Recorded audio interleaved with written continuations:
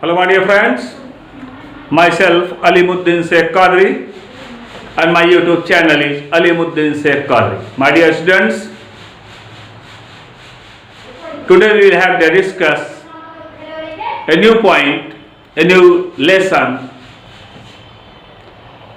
Animal Kingdom. My dear friend, we are already discussing a majority of lower categories of animals. मैंने बताया आपको कि मैं सबसे पहले लोअर कैटेगरीज ऑफ एनिमल्स के विषय में डिस्कस कर चुका हूं, और आज का हमारा जो डिस्कशन होगा, जो बेस हमारा होगा, वो हमारा बेस है मेनली जो हमारा बेस सर्वाइव करेगा आज का, जो हमारा डिपेंड करेगा, वह है amphibia, reptilia and apes. Amphibia, reptilia and apes. My dear friend, first of all we are discussing here amphibia. My dear friend, amphibia means क्या होता है? Amphibians. So amphibians means in those types of animals those who have survived a few lifetime of period in aquatic and few lifetime period in terrestrial.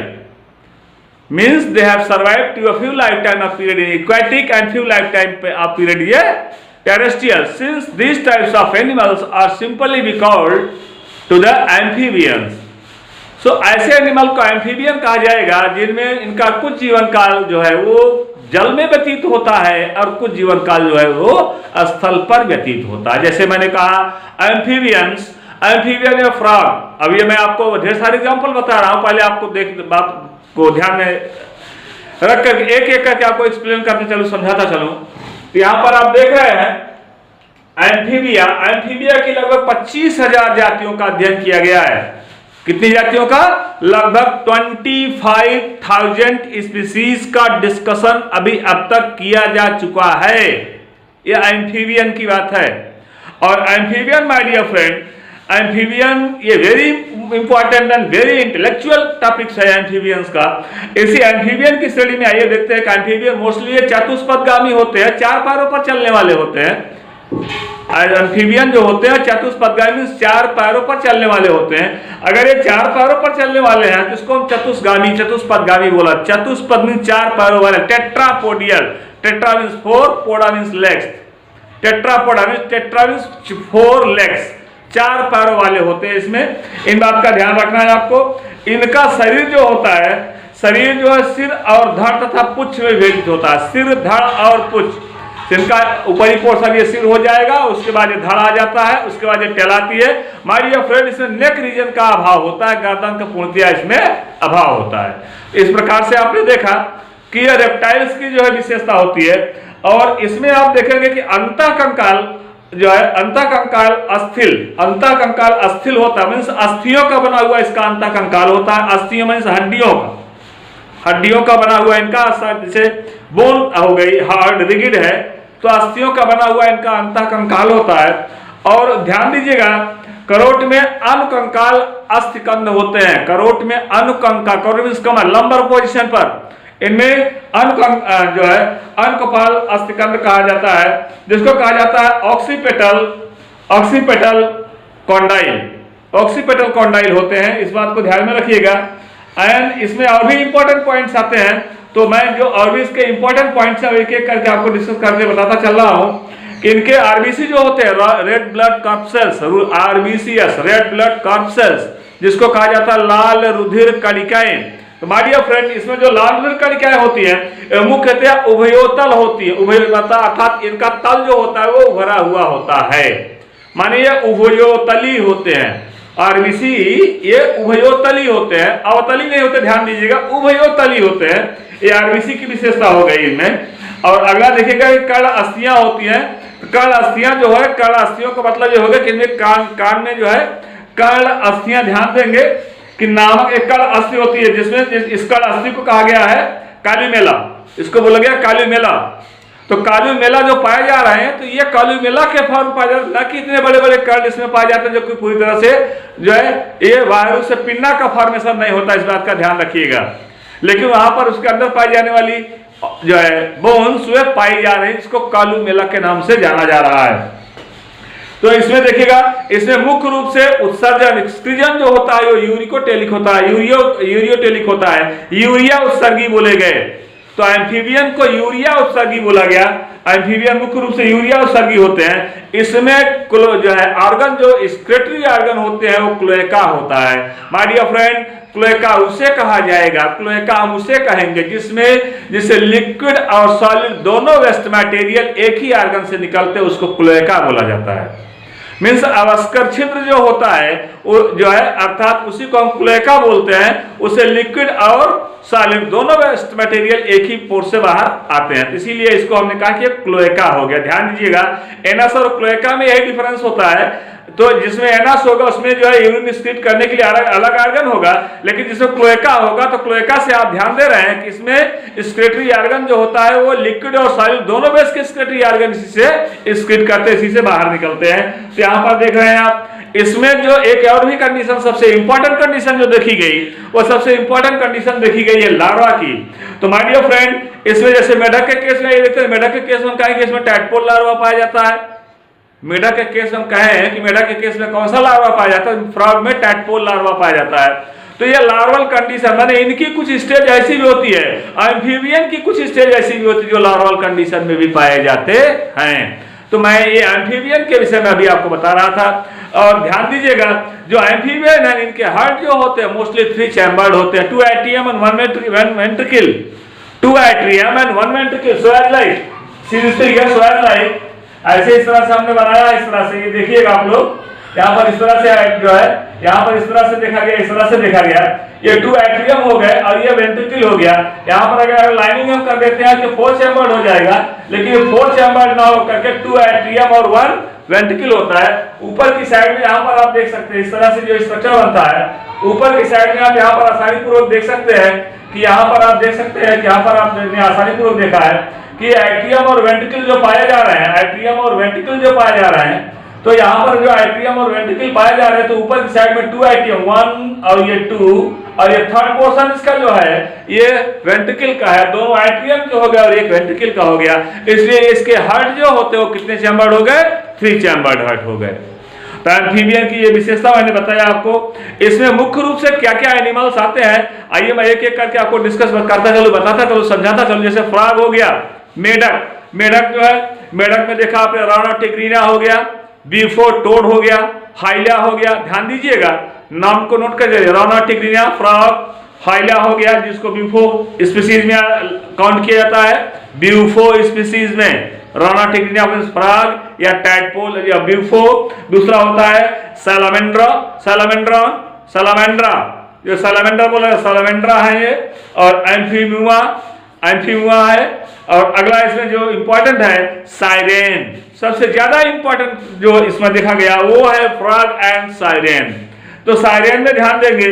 और इसका जो अगला important topic है एलाइटिस का है, होता है एलाइटिस का होता है, पाइपा है, जीनोपस है, बीफो है।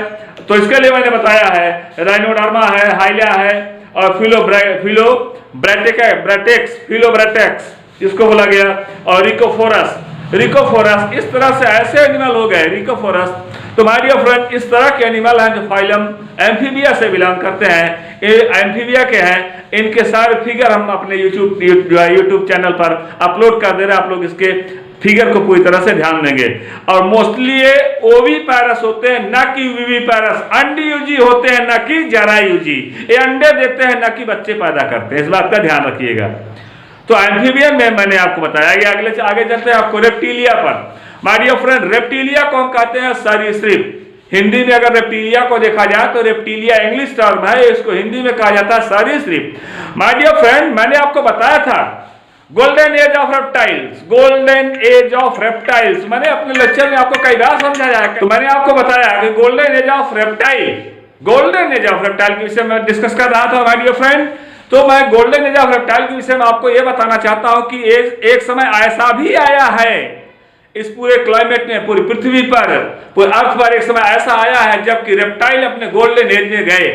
रेप्टाइल अपने गोल्डन एज में पहुंचे हैं, इसका सीधा सा अर्थ यह होता है कि रेप्टाइल, मैंने कहा रेप्टाइल अपने गोल्डन एज में पहुंचे हैं, इसका सीधा सा अर्थ यह होता है हम अभी अपने गोल्डन एज में नहीं पहुंचे, ह्यूमन बीइंग्स अपने गोल्डन एज में नहीं पहुंचा है, लेकिन रेप्टाइल अपने गोल्डन एज में पहुंच गए थे, अपने स्वर्ण काल में पहुंच गए थे। तो आज भी जो रेप्टाइल हैं ये उसी के अवशेष है। तो यहाँ पर आप देख सकते हैं कि रेप्टाइल की जो है 7000 जाति, 7000 स्पीसीज जो लिविंग एनिमल्स की श्रेणी में देखी गई। जो अभी तक जो देखे जा रहे हैं वो 7000 स्पीसीज लगभग लिविंग एनिमल्स की सीरीज में देखे जा रहे हैं। इनको जीवित जातियों की श्रेणी में देखा जा रहा है। तो लगभग 7000 जातियां जो हैं वो रेप्टाइल्स की और लिविंग एनिमल्स की सीरीज में आते हैं। तो रेप्टाइल में आइए थोड़ा सा मैं डिस्कस करता हूँ रेप्टाइल के विषय में। तो माय डियर फ्रेंड, रेप्टाइल में आपने देखा होगा कि इनका शरीर जो होता है, इनके शरीर के मुख्य रूप से इनका शरीर जो होता है सिर, ग्रीवा, धड़ और पुच्छ। सिर, ग्रीवा, धड़ और पुच्छ, 4 पार्ट हो गए ना। सिर, ग्रीवा, धड़, पुच्छ, हेड, नेक, थोरैक्स, टेल, ये 4 पार्ट हो गए। ये 4 पार्ट में रेप्टाइल्स डिवाइडेड होते हैं, बटे हुए होते हैं। या किसी डायनासोरस को देखिए तो आप देखिएगा हेड अलग है, नेक कितनी लंबी है, बॉडी का थोरैक्स रीजन मींस वक्ष रीजन कितना बड़ा है, उसके बाद टेल आप देखेंगे कितनी लंबी सी टेल होती है उसमें। तो माय डियर फ्रेंड, ये सारे प्रोसेस उसके अंदर हैं।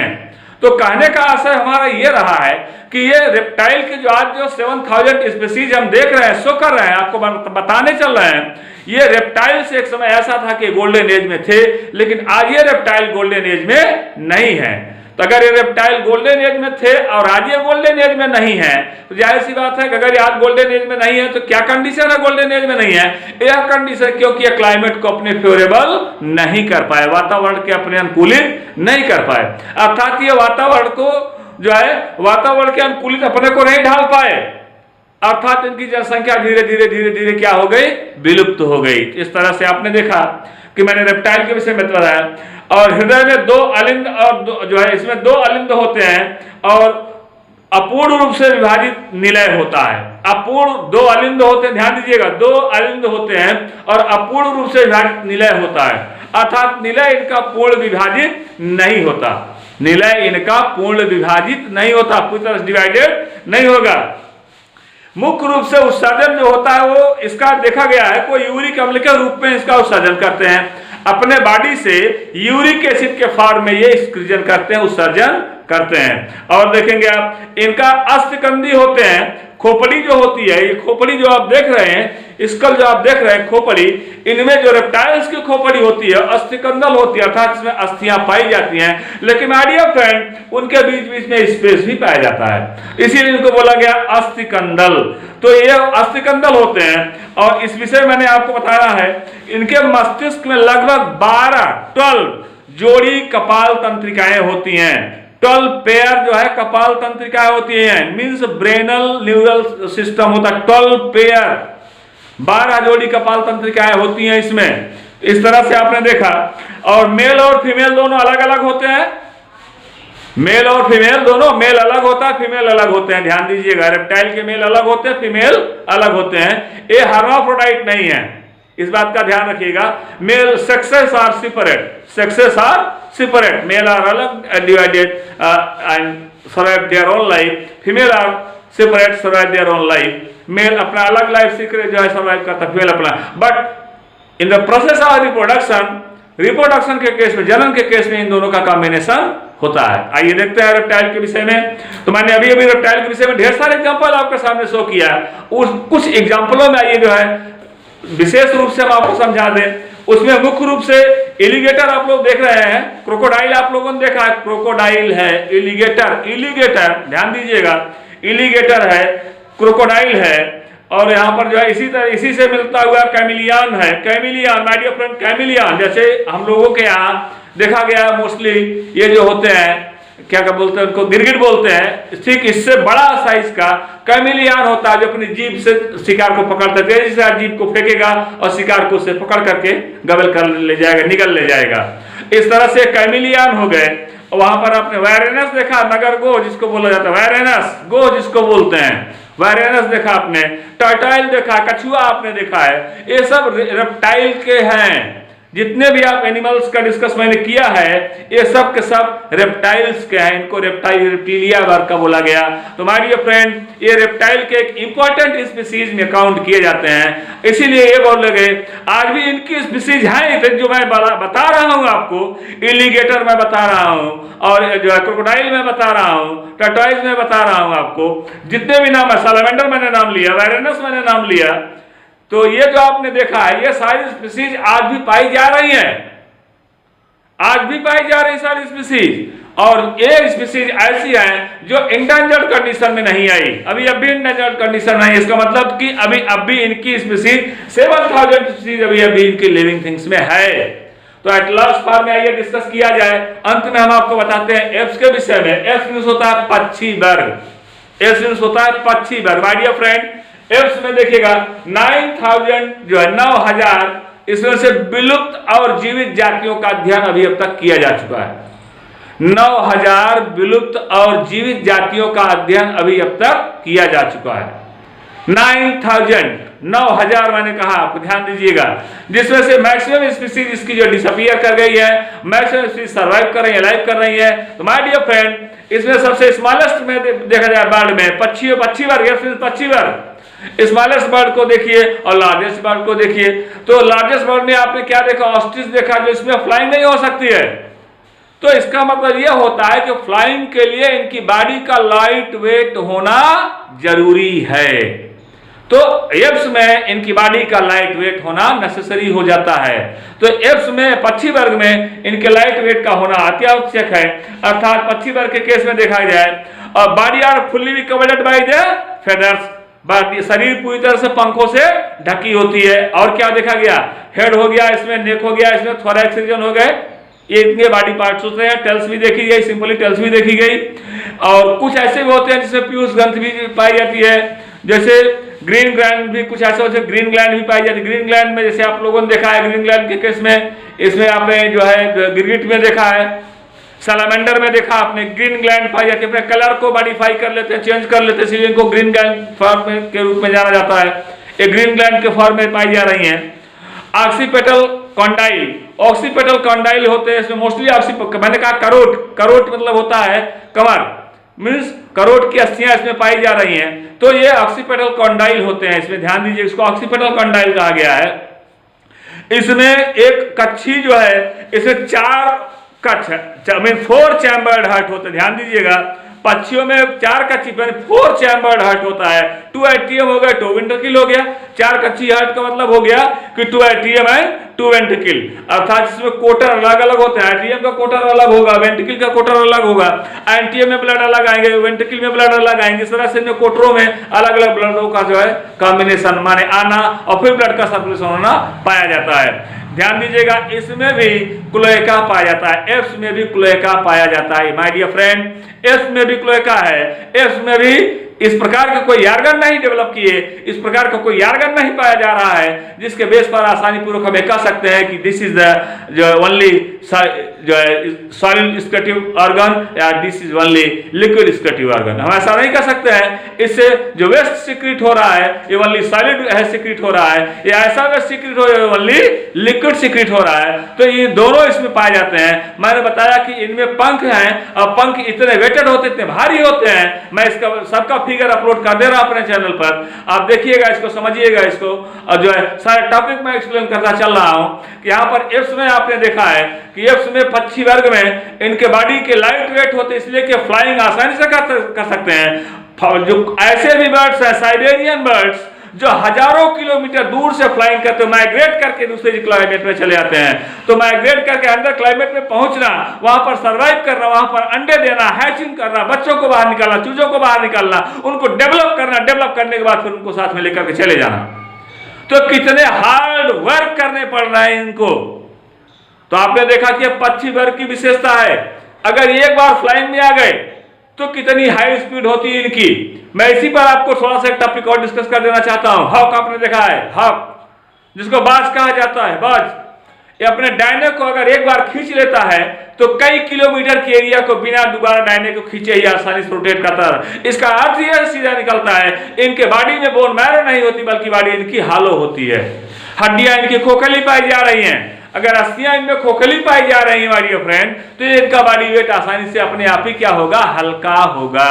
अगर इनका बॉडी वेट लाइट है, हल्का है, ये फ्लाइंग करने में हेल्पफुल होते हैं, आराम से फ्लाइंग कर सकते हैं। तो आपने देखा कि बॉडी वेट इनका हल्का होता है और ये यूरिक अम्ल का उत्सर्जन करते हैं, यूरिक एसिड का उत्सर्जन करते हैं। इसमें जैसे आपने सिंपली आपने देखा है कि इसमें जो है ये ओविपैरस है, अंडीयूजी है, अंडे देते हैं, ओविपैरस अंडे देने वाले, ओविपैरस अंडीयूजी, ऐसे एनिमल जो कि अंडे दे रहे हो, इसमें अंडे देने वाले एनिमल्स का डिस्कस किया जाए। All birds they lay eggs, all categories of bird they lay eggs, अंडे देते हैं। सही पक्षी क्या करते हैं, अंडे देते हैं। तो अब इसमें आप लोग जो है चमगादड़ को मत लेके आइएगा, टेरोपस बैट को मत लेके आइएगा।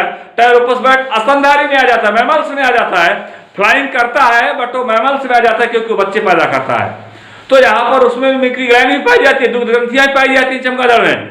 तो यहाँ पर अब देखा, और उसी प्रकार से ग्लैंड के केस में देखा गया, इनमें ओक्कल सैक होते हैं। ओक्कल सैक, इनके लंग्स में ज्यादा से ज्यादा स्पेस होता है जहां पर कि मैक्सिमम कैपेसिटी ऑफ एयर जो होती है वो फिलअप हो जाती है। मैक्सिमम कैपेसिटी ऑफ एयर इनके बॉडी के अंदर वो फिलअप हो जाती है। तो इस तरह से आपने देखा, ये मैंने जो है बताया, ध्यान दीजिएगा, इनका जो रिप्रोडक्शन होता है वो इंटरनल होता है। और कभी किसी किसी बर्ड्स में देखा डांसिंग फर्टिलाइजेशन होता है, जिसे आप लोगों ने पिजन के केस में देखा, पिजन के केस में डांसिंग कॉपुलेशन होता है। इसमें जो मेटिंग होती है वो डांसिंग मेटिंग होती है। और आपने जो है मोर को देखा होगा, इसमें डांसिंग मेटिंग होती है। पिकॉक, मोर जिसको पिकॉक मोर बोला जाता है, इसमें डांसिंग मेटिंग होती है। तो मेटिंग में कई भी प्रकार की मेटिंग होती है। तो इसमें अनुरंजन मेटिंग बोला जाता है, अनुरंजन मैथुन बोला जाता है। तो अनुरंजन मैथुन को सिंपली अगर हम ये कह दिया जाए कि इसमें डांसिंग मेटिंग होती है तो नो प्रॉब्लम।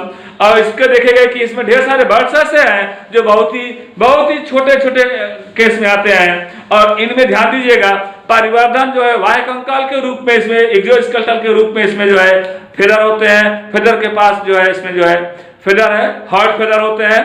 और फेदर, ये there are different types of feathers, विभिन्न प्रकार के, विभिन्न आकार के फेदर होते हैं। आपने टेल्स की फेदर देखा है जो हार्ड और लॉन्ग होती हैं, लेकिन बॉडी की फेदर देखिए शॉर्ट होती हैं। जैसे आप ले किसी भी को ले लीजिए, जैसे आप सपोज करिए आपने पिकॉक को ले लिया, शरीर से गर्दन के फेदर को आप निकालेंगे, छोटी छोटी जो है उसमें निकलेंगे आपको फेदर। लेकिन वह टेल के फेदर आप देखेंगे, टेल के पंख देखेंगे तो ढेर लंबे जो है फेदर निकलते हैं। इस प्रकार से फेदर भी इसमें जो है डिफरेंट होता है। तो ये जो टॉपिक मैंने डिस्कस किया है, ये एप्स वर्ग का डिस्कस किया है। आइए स्तनधारी वर्ग में देख लिया जाए, मैमेलिया वर्ग में देख लिया जाए। माय डियर फ्रेंड, मैमल जो होते हैं ये मोस्टली, अगर ये कहा जाए आज ये मैमल की 5000 स्पीशीज जिंदा है, 5000 स्पीशीज मैमल की पाई जा रही है, उसी मैमल में हम भी हैं, स्तनधारी हम भी हैं। तो मैमल जो है ये जो है विविपैरस होते हैं, न कि ओविपैरस। ये जरायुजी होते हैं, न कि यंडयुजी होते हैं। जरायुजी होने का अभिप्राय यह हो गया कि बच्चे पैदा करते हैं। एंड दे ले न्यू यंग वंस, ये नए बच्चों को पैदा करते हैं। Heart are 4 chamber, 2 atrium and 2 ventricle, 2 atrium और 2 वेंट्रिकल होते हैं। इस बात का ध्यान रखिएगा। बॉडी जो होती है सिर, नेक, थोरैक्स में डिवाइडेड होती है। सिर, नेक, थोरैक्स में डिवाइडेड। कुछ के एनिमल के श्रेणी में आ जाइएगा, जैसे बफेलो वगैरह में आइए, काऊ में देखिएगा तो सिर हो गया, नेक हो गई, थोरैक्स हो गया और टेल हो गई। ये टेल है। हमारी बॉडी में टेल जो है एक वेस्टिजियल पार्ट के रूप में, अवशेष अंग के रूप में है। लेकिन अंदर जो categories of animals of apps हैं, पर जो है मैमेलियंस हैं, इनमें आपने देखा कि मैमल्स जो होते हैं बच्चे पैदा करते हैं, इन्हें बच्चे पैदा करने की क्षमता होती है। और फर्टिलाइजेशन इसमें इंटरनल होता है, इंटरनल फर्टिलाइजेशन होता है। जो इसमें इंटरनल फर्टिलाइजेशन के केस में मेल और फीमेल सेक्स ऑर्गन दोनों का फ्यूजन होता है और वहां से गैमीट आपस में फ्यूज करते हैं, जिस क्रिया को जो है कहा जाता है कि ये क्रिया इनकी जो है गैमीट फर्टिलाइजेशन की क्रिया हो गई। तो इस तरह से इसमें फर्टिलाइजेशन की क्रिया देखी गई। तो यहाँ पर आपने देखा कि ये मैमल के केस मैंने बताया, 4 चैम्बर हार्ट मैंने बताया मैमल के विषय में। और ढेर सारे मैमल्स ऐसे भी, मैंने अभी आपको एक्सप्लेन दिया था जो है टेरोपस बैट का, चमगादड़ का। तो चमगादड़ के केस मैंने आपको बताया कि ये तो मैमल में है, बट यहां पर देखा गया कि फ्लाइंग करता है, उड़ता है। एक ऐसा पक्षी है जो उड़ता है, फ्लाइंग करता है। तो माय डियर फ्रेंड, ये फ्लाइंग करने वाले बर्ड्स हैं। अगर ये फ्लाइंग करने वाले बर्ड्स हैं तो इन पर भी आपको ध्यान देना आवश्यक है। तो यहाँ पर आपने देखा कि वर्ड्स हैं, बच्चे पैदा करते हैं, न्यू यंग वंस पैदा करते हैं, दूध मिमिक्री ग्लैंड होती है, दूध ग्रंथियां होती है, दूध पैदा करने वाली ग्रंथियां होती हैं। इन्हीं ग्रंथियों के साथ साथ इसके भी मैमेलिया के भी मैं फिगर अपलोड कर दे रहा हूं, आप लोग मैमल्स के भी फिगर को देखेंगे, इसको समझेंगे। और यहाँ पर ये किस तरह से ग्लैंड का डेवलपमेंट हो रहा है इसको मैं आपको डिस्कस करके बता दे रहा हूं। और यहाँ पर आप देख रहे हैं कि ये सारे के सारे टॉपिक जो है क्लास 11th और क्लास 12th से लिए जा रहे हैं, क्लास 9 से भी लिया गया है, क्लास 9th के बच्चों को पढ़ना है, क्लास 11th के बच्चों को पढ़ना है। तो मैं अलीमुद्दीन शेख कादरी, मैंने कहा कि मैं अपने YouTube चैनल से लगातार आपको एक न एक वीडियो लगातार अपलोड करता रहूंगा और ये वीडियोस आप तक लगातार पहुंचते रहेंगे। जिन लोगों ने मेरे चैनल को अभी अब तक सब्सक्राइब न किया वो लोग मेरे चैनल को सब्सक्राइब कर लेंगे। मेरा चैनल है अलीमुद्दीन शेख कादरी। तो माय डियर फ्रेंड, मैं अलीमुद्दीन शेख कादरी आज के अपने इसी टॉपिक के साथ मैमेलिया के साथ जो है आज का लेसन यहीं पर समाप्त करता हूं। और मैं आपसे रिक्वेस्ट करता हूं जिन लोगों ने मेरे चैनल को अभी तक सब्सक्राइब न किया हो वे सभी मेरे चैनल को पूरी तरह से सब्सक्राइब करेंगे, लाइक करेंगे, शेयर करेंगे, ज्यादा से ज्यादा उसको आप शेयर करेंगे। तो अब जिन लोगों ने अभी तक जो है ना, अगर जिन लोगों को पढ़ने की इच्छा है तो आसानी से आकर के पढ़ सकते हैं, पूछ सकते हैं क्वेश्चन हमसे। मैं अलीमुद्दीन शेख कादरी आज के इसी टॉपिक के साथ आपसे विदा लेना चाहता हूं। Thank you.